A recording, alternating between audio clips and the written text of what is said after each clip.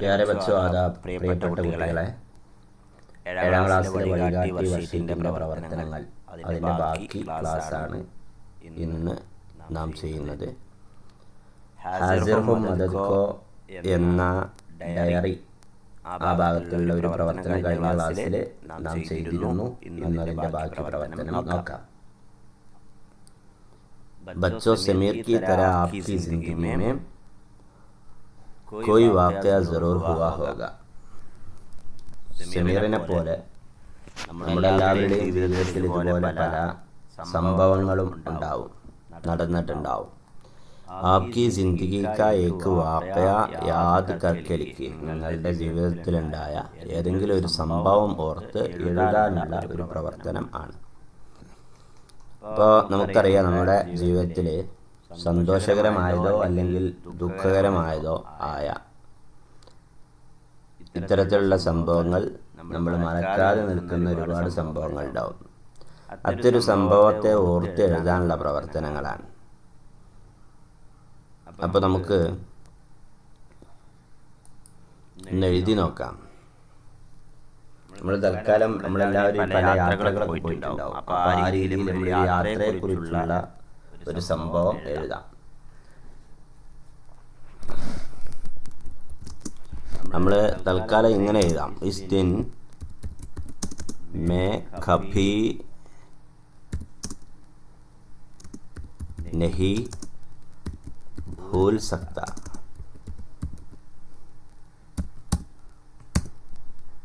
Is Din may Kabhi നഹി ഭൂൽ സക്ത. ആ ദിവസം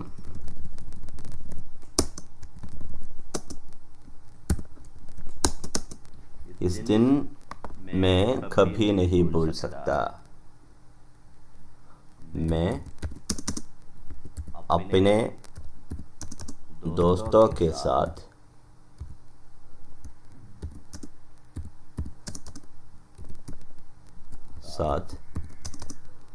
स्कूल से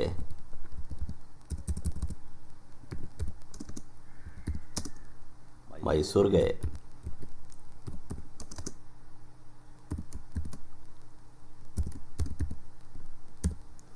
ഇസ് ദിൻ മേ കഭി നഹി ഭൂൽ സക്ത. ആ ദിവസം എനിക്ക് മറക്കാൻ കഴിയില്ല. ഈ ദിവസം മേ അപ്നെ ദോസ്തോ കെ സാത്ത്, ഞാൻ എൻ്റെ കൂട്ടുകാരോടൊപ്പം സ്കൂളിൽ നിന്നും മൈസൂരിലേക്ക് പോയി. ഹം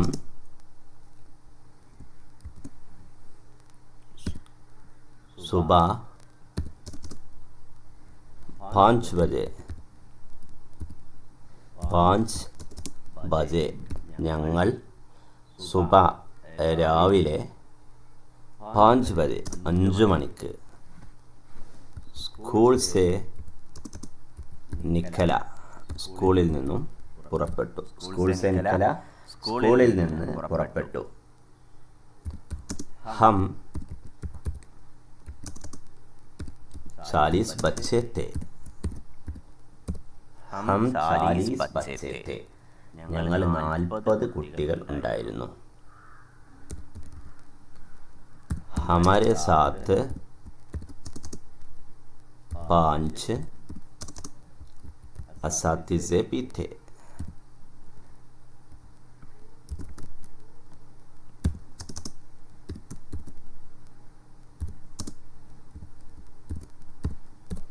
ഹമാരെ സാത്ത് 5 അസാത്തിസെ भी थे. ഞങ്ങളുടെ കൂടെ 5 അധ്യാപകരും ഉണ്ടായിരുന്നു. ഹം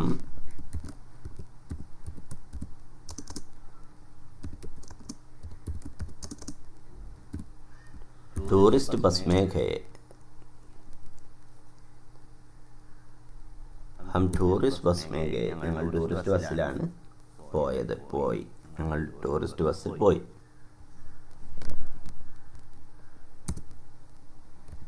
സഫർ കെ ദൗറാൻ.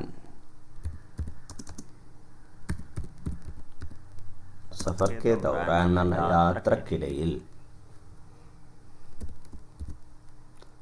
കൈ खूबसूरत मनाजिर देखे.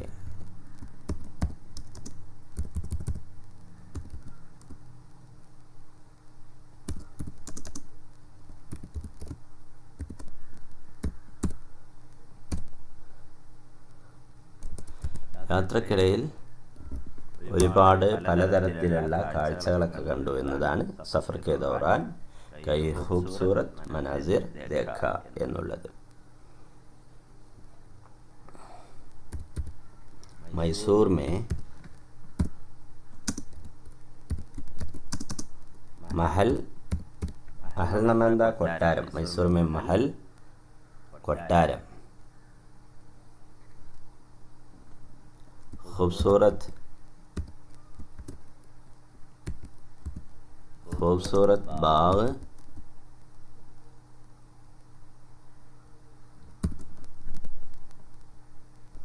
खूबसूरत बाग എന്ന അതിമനോഹരമായ പൂന്തോട്ടങ്ങൾ. ചിടിയാഗർ ചിടിയാഗർ എന്ന് പറഞ്ഞാൽ മൃഗശാല അല്ലേ? ചിടിയാഗർ എന്ന് പറഞ്ഞാൽ മൃഗശാല. വഗൈറ ദേഖ്കർ വഗൈറ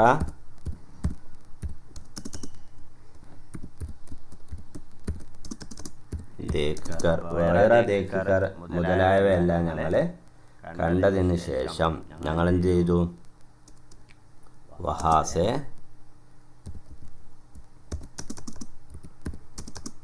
രാത്ത്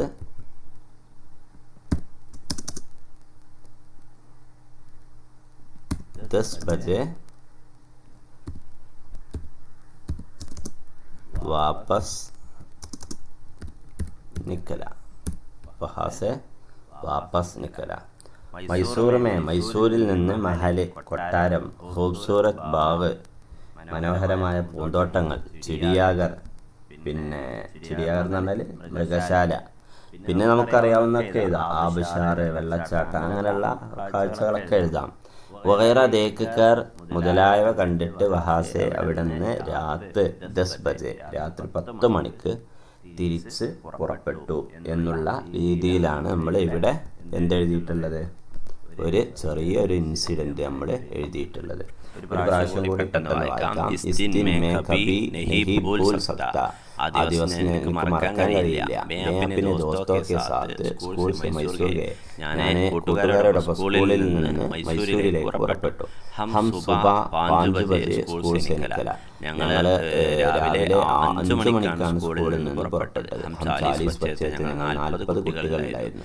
हमारे साथ ഞങ്ങളുടെ കൂടെ 5 साथी भी थे. 5 അധ്യാപകരും ഉണ്ടായിരുന്നു. हम टूरिस्ट बस में गए. ഞങ്ങൾ ടൂറിസ്റ്റ് ബസ്സിലാണ് പോയത്.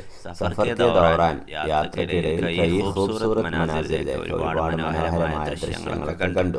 മൈസൂരിൽ മഹൽ കൊട്ടാരം, ഖൂബ്സൂരത് ബാഗ് മനോഹരമായ പൂന്തോട്ടം, ചിടിയാഗർ മൃഗശാല, വഗൈറ ദേഖ്കർ മുതലായവയെല്ലാം കണ്ടിട്ട് വഹാസെ രാത്ത് 10 ബജെ അവിടെ നിന്ന് രാത്രി 10 മണിക്ക് വാപ്പസ് നിക്കല തിരിച്ച് പുറപ്പെട്ടു. ഈ രീതിയിൽ നമുക്ക് എന്ത് ചെയ്യാൻ പറ്റും? എഴുതാൻ പറ്റും. ഇതുപോലെ നിങ്ങൾക്ക് ഇഷ്ടമുള്ള ഒരു സംഭവമാണ് ഇവിടെ എഴുതേണ്ടത്. അടുത്ത പ്രവർത്തനം ഹിന്ദി ഹെ ഹം സാരേ ജഹാൻ സെ അച്ഛാ എന്ന ആ പാട്ടാണ് ഇവിടെയുള്ളത്.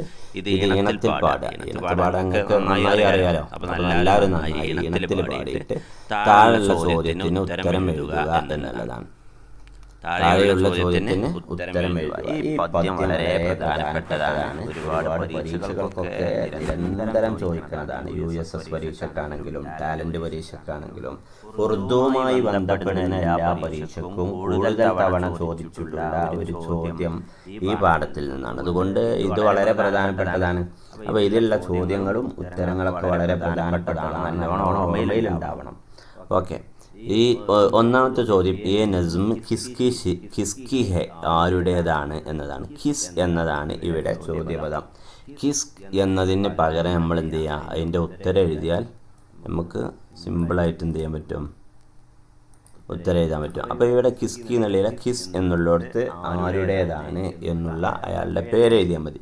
ഇപ്പോൾ ഇവിടെ ഉണ്ട് അല്ലാമ ഇഖ്ബാൽ എന്നിവിടെ ഉണ്ട്. ഇതാണ് ഉത്തരം അല്ലേ? ഒരു പദ്യത്തിൻ്റെ ഏറ്റവും താഴെ അത് എഴുതിയത് ആരാണെന്നുണ്ടാവും. ഇവിടെ അല്ലാമ ഇഖ്ബാലിനുണ്ട്.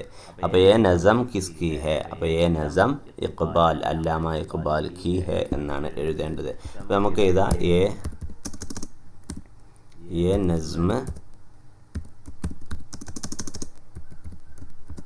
അല്ലാമ നസ്മ അല്ലാമ ഇഖ്ബാൽ കി ഹെ.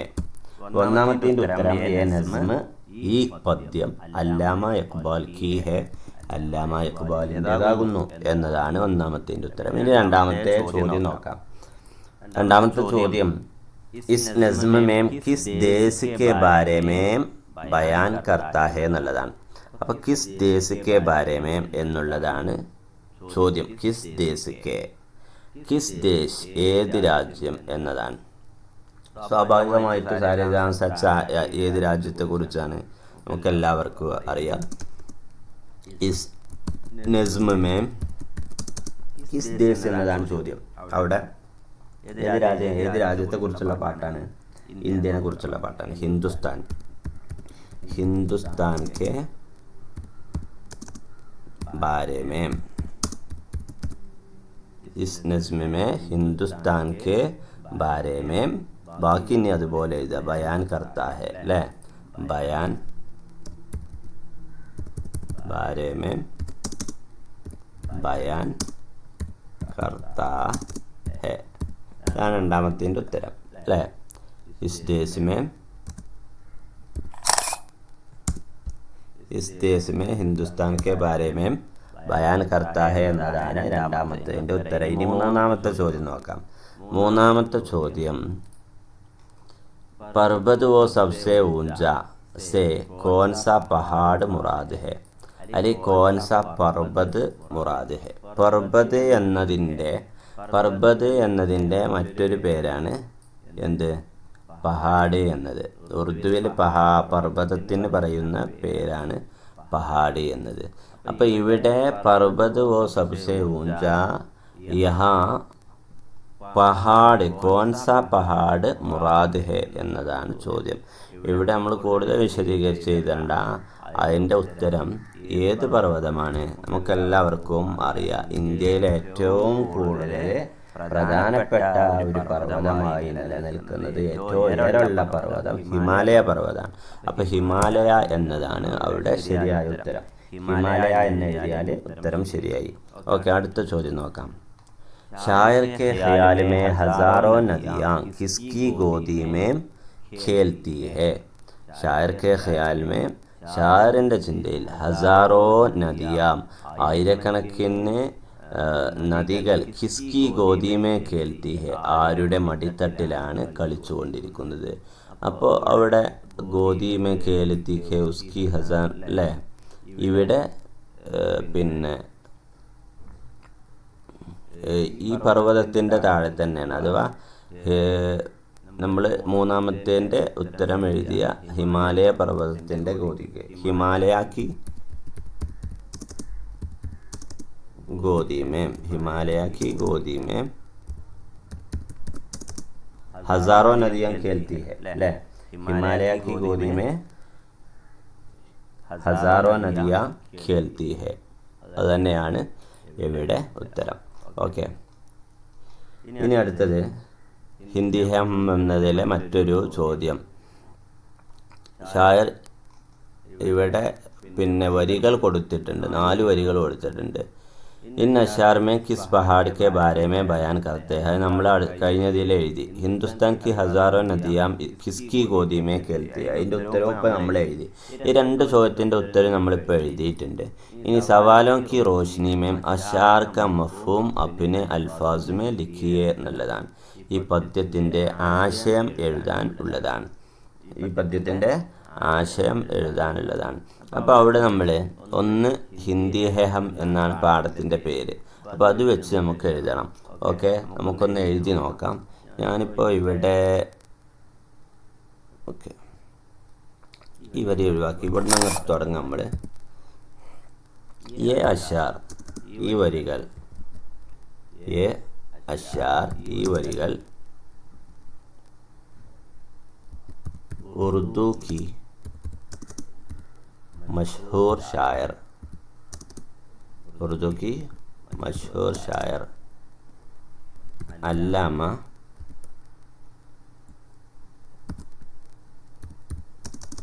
मोहम्मद इकबाल की नज़्म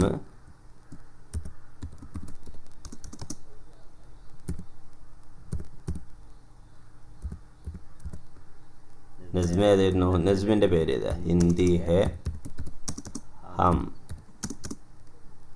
സെ ലിയ ഗയാ ഹെ. ഇതാണ് ഒന്നാമത്തെ വരി. ഒന്നാമത്തെ വരി എന്താണ്?